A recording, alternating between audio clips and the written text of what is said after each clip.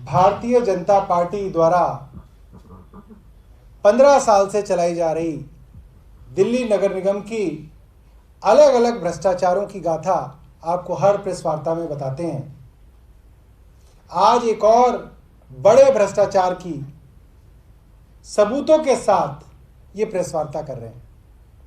आपको बताऊं कि पिछले 2 दिन पहले भाजपा के काउंसलर संजय ठाकुर के बारे में जालसाजी की, फर्जीवाड़े की, कब्जों की जो कंप्लेंट्स हमने दिखाई थी और जो वीडियो हमने दिखाई थी, भाजपा ने ना तो उसके ऊपर अपना कोई रिस्पॉन्स दिया।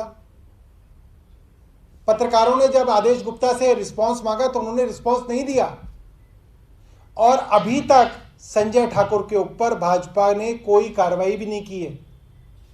वो अभी भी भाजपा के पार्षद हैं, अभी भी भाजपा के सदस्य हैं। 2010 के अंदर एक कंपनी के बारे में जांच की गई। प्राइवेट सिक्योरिटी गार्ड्स की एक कंपनी थी जिसके पास करोड़ों के ठेके दिल्ली नगर निगम के थे और उस जांच में पता चला कि ये कंपनी सरकार से तो पूरे पैसे लेती है मगर आगे सुरक्षा कर्मियों को पैसे नहीं देती है। इसके अलावा भी कई गड़बड़ियां पाई गई और इस कंपनी को टेंडर प्रक्रिया से बाहर किया गया। इसके बाद ये कंपनी हाई कोर्ट गई। हाई कोर्ट ने इसकी बात नहीं सुनी, इसके ऊपर ही जुर्माना। सुप्रीम कोर्ट तक गए, सुप्रीम कोर्ट में भी इनकी बात नहीं सुनी गई और इस कंपनी ने एक फर्जी स्टिंग किया एमसीडी का, जो कि पता चला कि वो जो स्टिंग था, जो वीडियो थी, वो भी फर्जी थी, डॉक्टर्ड थी। लिहाजा इस कंपनी को एडिंग करने वाले को काली सूची में डाला। निजी सुरक्षा एजेंसी ब्लैक लिस्टेड। सुरक्षा ठेकों को लेकर फर्जी शिकायत करने वाली निजी सुरक्षा एजेंसी को दिल्ली नगर निगम ने काली सूची में डाला। ये 2010 की खबरें हैं और इस कंपनी का नाम है well protect man power services private limited और ये तब के कमिश्नर के अंदर जो आते हैं, डायरेक्टर ऑफ विजिलेंस की ऑर्डर की कॉपी मैं आपको दिखा रहा हूं। मोस्ट इंपॉर्टेंट, मोस्ट अर्जेंट 9/7/2010 का ये ऑर्डर है जिसके अंदर बताया जाता है commissioner MCD vide letter so and so forwarded a audio CD along with the transcript to the Vigilance Department for investigation. After the investigation report was placed before the Commissioner MCD. The Commissioner MCD, by its order 10/6/2010, has blacklisted the security agency name Well Protect Manpower Services Private Limited. It is therefore requested that necessary actions as per the orders of the Commissioner be taken. अब blacklisted company करने का क्या मतलब होता है? काली सूची में डालने का क्या मतलब होता है?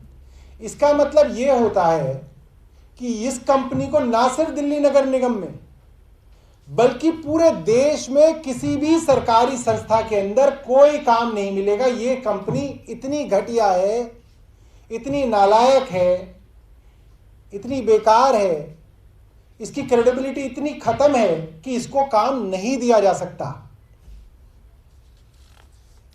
सरकारी ठेकेदार पूरी नहीं दे रहा था पगार, इस कारण जो है इनके ऊपर कार्रवाई हुई थी।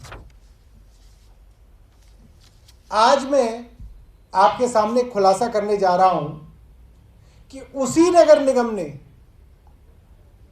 ईस्ट दिल्ली म्युनिसिपल कॉरपोरेशन ने मार्च में इसी कंपनी को करोड़ों रुपए का ठेका दे दिया है। इनको 28,279 रुपए पर person per month for 240 security guards. मतलब 240 सिक्योरिटी गार्ड इनसे लिए जाएंगे।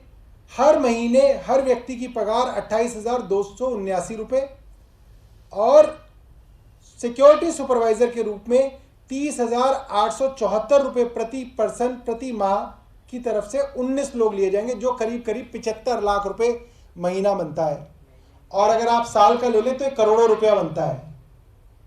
तो एमसीडी ने इसी कंपनी को करोड़ों रुपए का ठेका दे दिया है। तो हमारा दिल्ली नगर निगम के भाजपा के नेताओं से सीधा सवाल है, और आदेश गुप्ता जी से सीधा सवाल है, एक कंपनी जिसको आप ही की नगर निगम ने ब्लैकलिस्ट किया, उस कंपनी को आप ही के नगर निगम में कैसे ठेका मिल सकता है? ऐसा कैसा संभव है कि आपके नगर निगम के अधिकारी ये भूल गए हों कि इसी कंपनी ने आप ही के नगर निगम के खिलाफ शिकायत करके, आप ही का एक झूठा स्टिंग करके, आप ही का अफसर निलंबित कराया था। उसके बाद ये कंपनी हाई कोर्ट गई, सुप्रीम कोर्ट गई, सुप्रीम कोर्ट और हाई कोर्ट में भी इसको राहत नहीं मिली, और उसको आपके कमिश्नर ने ब्लैकलिस्ट किया। दुनिया भर के अखबारों के अंदर इसके बारे में छपा। तो ये कैसे संभव है कि ऐसी ब्लैकलिस्टेड कंपनी को करोड़ों रुपए के ठेके दिल्ली नगर निगम ने दिए? तो हमारा ये सवाल सीधा सीधा दिल्ली भाजपा के अध्यक्ष आदेश गुप्ता जी से है कि आपने संजय ठाकुर को अब तक पार्टी से क्यों नहीं निकाला, इसका जवाब दें, और इस ब्लैकलिस्टेड कंपनी को कैसे ठेका मिल गया, इसका जवाब दें। धन्यवाद।